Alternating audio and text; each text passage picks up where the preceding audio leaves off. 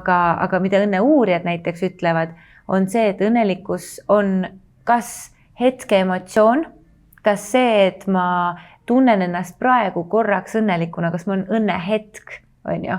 Ehk siis mul on nagu eufooria tunne, siuke nagu rõõmu tunne, et ma olen praegult õnnelik. Või siis näiteks kõige levinum teine, mis on siuke üleüldine hinnang elukvaliteedile. Ehk et see, et kas ma olen õnnelik, kas ma olen rahus, kas ma olen rahulolev sellega, mis toimub, kas ma usaldan elu, kas mu elukvaliteet on kõrge. Ja see ei tähenda, et ma peaksin praegu hullult õnnelik olema, nagu naeratama ja lõkerdama naerda. Ehk siis see, kuhu poole me püüelda tahame, on tõeline õnnelikkus, on see õnnelikkus, mis algab seest poolt väljapoole, mis ei ole seotud otseselt välisega, ehk siis, et väljaspool võib toimuda mida iganes, aga kas ma olen oma hinges, südames õnnelik.